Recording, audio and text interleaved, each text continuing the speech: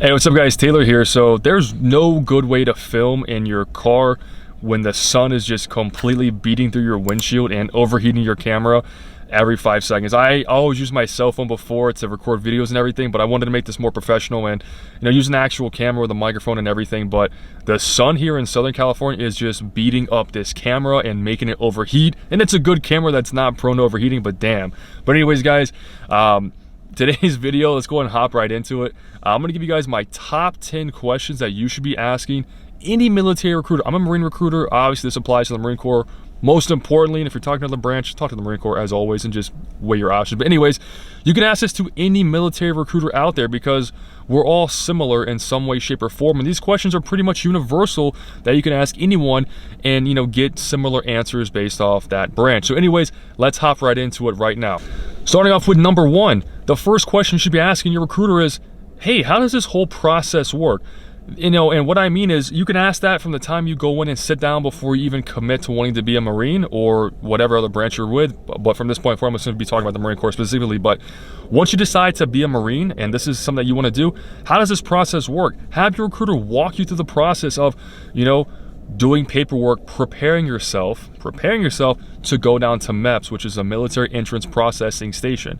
Have them explain the process of you taking the ASVAB, which is the Armed Service Vocational Aptitude Battery Test, which is like the SATs of the Marine Corps or of the military, right? SATs, you have to have this to do that. If you don't pass the test, you can't join. Have them explain how that works. Have them explain the difference between the ASVAB and the PICAT. The PICAT is another test you could take that is weighed the exact same as the ASVAB, so you don't have to take the actual ASVAB. If you already took the ASVAB in high school and it's still valid, you can use that score. How does the medical process work, like the physical and everything? What paperwork do you need? Your birth certificate, social security card, diploma, transcript, etc. Have them walk you through this entire process.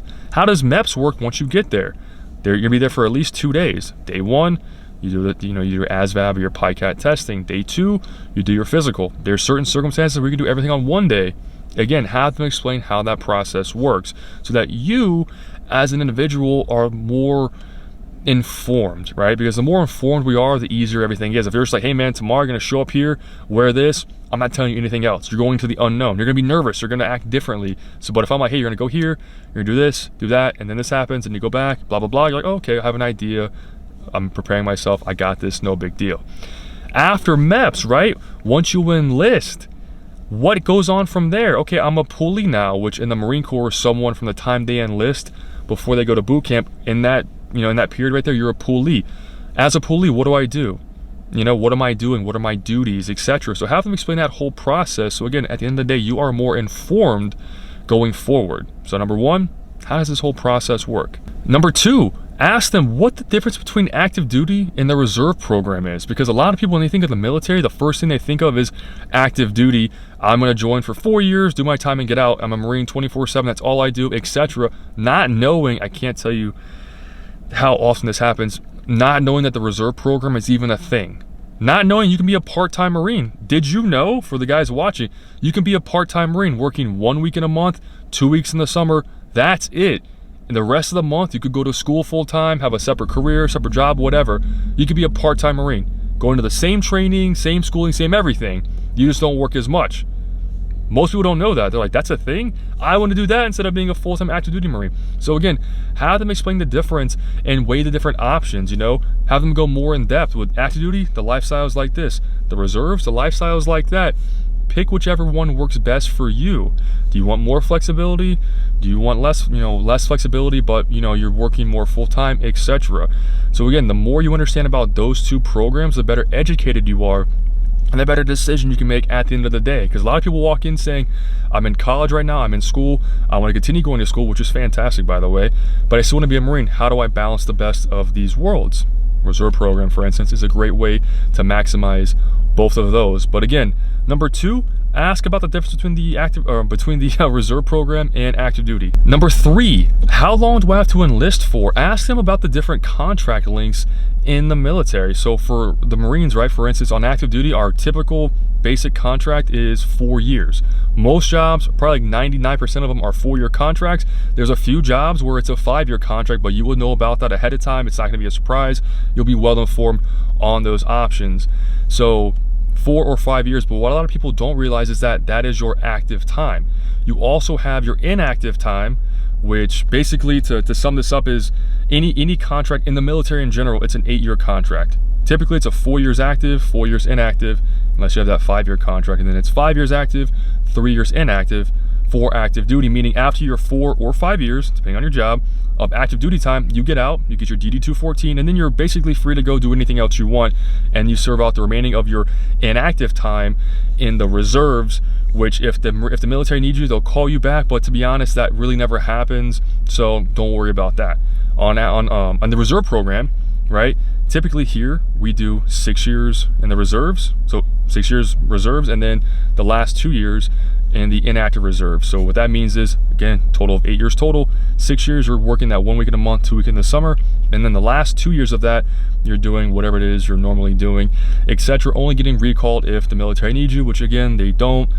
We have active and everything else to cover that. So again, just ask them, how long do I enlist for, just so you have a good idea of what to expect. So number 4, here's a great question that a lot of people overlook so many times, and I don't know why. Ask about jobs. Some people come in, the first thing they ask about is jobs, which is totally fine, but a lot of people walk in just wanting to be a Marine or just wanting to get information, and the question jobs never gets brought up, and they never ask about it. So I'm like, you want to join the Marine Corps, which is great, by the way, but you don't know what you want to do, you don't know what jobs we have, you don't know anything. So ask about jobs. Have that recruiter show you the different jobs that we offer so you can get different ideas of programs that you could potentially qualify for, again, based off your ASVAB, which is another conversation, but just find out the jobs that we have available. There's hundreds and hundreds of jobs broken into different programs and categories, etc. And some people might walk in, I'm not really interested. But then you look at jobs, you're like, well, you have this, you have IT jobs, you have infantry, obviously, you have logistics, you have communications, like, yeah, intelligence. Yeah, there's hundreds of jobs out there that most people don't know about because unfortunately, everyone thinks that the Marine Corps only does infantry. I don't know why.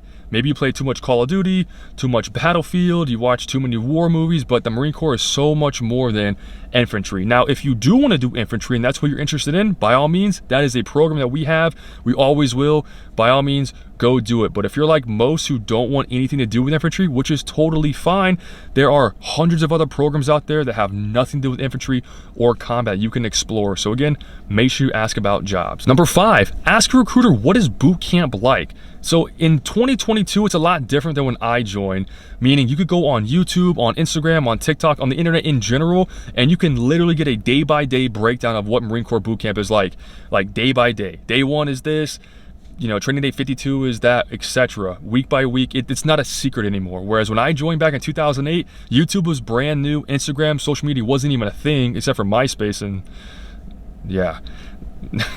But anyways, you couldn't even go on Google and look up what boot camp was like. It was a complete unknown. Like all you knew was like if you had a friend that already went, he would tell you about it, but he wouldn't really even tell you. Or maybe I had some bad friends that, hey man, what's boot camp like? You just got to go experience it. Okay, what am I going to experience? And he wouldn't tell me anything. So I had a guy who joined before me, and I'm like, oh shit, man, I'm totally going into the unknown. And it was interesting. Good times, but man, going in there without knowing what's going on is a lot different than going in there after watching a couple of videos and having an idea of what to expect. I'm not saying that by watching videos it's going to make it any easier, even though you know they're going to come and yell at you. You already know to expect that. Once they start yelling at you, you're like, oh man, this is way more intense than I thought. So ask them what boot camp is like. Have them tell you how long boot camp is. It's 13 weeks long. It is the longest boot camp in the entire military. Have them tell you about that too and walk you through a day by day or week by week and highlight some of the events you're going to be doing in boot camp, such as swim qual. Even if you can't swim, it's okay. They will teach you. You'll be fine. Don't freak out. How to shoot a weapon, your physical fitness test, your combat fitness test, team week, all that stuff. Have them walk you through that. So again, you have an idea of what to expect and you're more educated at the end of the day. So make sure you ask about what boot camp is like and how long it is. Number 6, a question that most people don't ask ever that I remember of is what happens after boot camp? Everyone gets caught up in like boot camp because it's like the first thing that you go through that's just completely outside of your comfort zone. And then you go through boot camp, you graduate, you realize it's not that bad, and okay, cool, boot camp, check. Now what? Most people don't talk about what happens after boot camp, so have your recruiter explain to you, after boot camp, here's what happens. So for instance, if you were in a non-infantry job, right? Non-infantry job, you go to MCT, or Marine Combat Training, after boot camp. You go there for, when I was an instructor there, it was 29 days, but now I think it's only 21. And you go there to learn the basics of combat, basic infantry skills, right? We're not doing anything crazy. That if you ever needed to know how to employ a weapon, do anything with grenades, etc., you have the absolute basics. You do that for 21 days, and then you go to your MOS school for whatever job you picked or whatever job you got when you enlisted. You go to that school for however long it is, wherever it's at in the country, and then you go to your first duty station. So that's what a non-infantry Marines pipeline looks like. On the other hand, if you're in the infantry, after boot camp, you go to ITB, or Infantry Training Battalion. Now, ITB is different than MCT because that is your MOS school, unlike MCT, which is a stepping stone between boot camp and non-infantry's MOS school. You go there for however long, you get your MOS, 0311, 0321 if you're recon, which is a different conversation, 31, 41, etc. And then from there, you go to the fleet.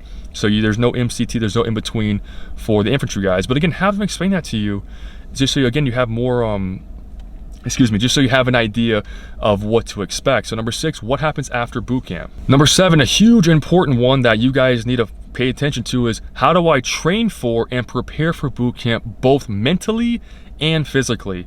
Mentally and physically. Yes, everyone knows that Marines are physical, that we work out the most, we're the most fit, etc. But a lot of people, they forego the mental aspect of it. You can be the fastest runner, do the most pull-ups, be just a complete PT stud, and that's great. But if you don't have the mental resiliency and you're just not mentally strong right here, when you get to boot camp, it doesn't matter how strong and how good you are, some people still fail because they can't get their minds right once they get there.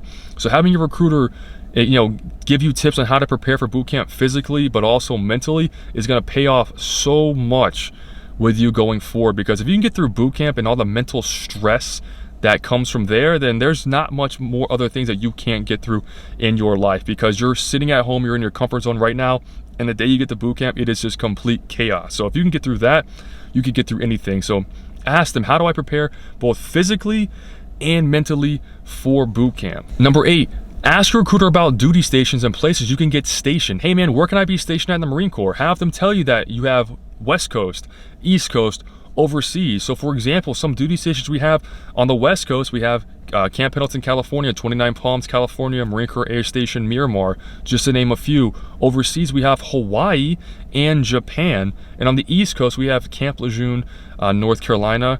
And then we also have Marine Corps Air Station New River. So those are just to name a few of the major Marine Corps installations. But guess what? You can also be stationed on non-Marine Corps installations as well. It's less common, but it's still a possibility. So have them explain the difference between the bases, geographic locations, and other places you can be stationed. Number 9, ask them what a day in the life of a Marine is actually like. Give them like an actual day in the life of a Marine, not a Marine recruiter, not a Marine on recruiting duty, but hey, before you joined, before you were a recruiter and you were stationed wherever and doing whatever job, what was a normal day for you like? And have them explain that to you, so that you have an idea of what day-to-day lives are.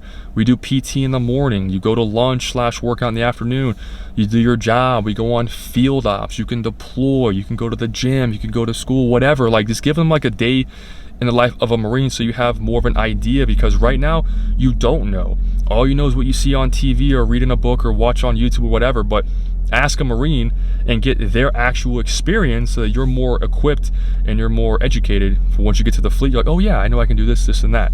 So ask what a normal day in the life of a Marine is. And lastly, number 10, for some it applies, most it depends. Ask them how college works. That might not be your number one question. You might not even be wanting to join the Marine Corps to go to school. You might even want to go to school at all. I was like that. I didn't want to go to school when I joined, so I didn't have to go to school. Actually, that's a lie. I wanted to go to school, but I ended up joining and going to school later on. But anyways, ask them how college works. Hey, tuition assistance, how you can go to school, online, in person, etc. Just have them give you an idea of how schooling works in the Marine Corps. So in the future, if you do decide to go, you can. And if you don't, hey man, it's always an option there available for you if you ever choose to exercise that right. Period. All right, guys. So with that, thank you so much for making it this far. I know this is a long video. I wanted to go more in depth because I know on Instagram and TikTok they're a lot shorter videos. So if you like this video, please give me a thumbs up. Make sure you subscribe as well. In the comment section, leave me a comment of what you liked about the video. And if for whatever reason you didn't like this video, that's okay too, man. This is my first long actual video. I had to get one out. If you don't like it, let me know why. Why didn't you like it? And let me know how I can improve in the future so that going forward, I can continue to make good videos for you guys, or videos that you guys like, to help educate you guys and everyone else watching. So please share this. Make sure you guys please subscribe. Give me a thumbs up. And until next time.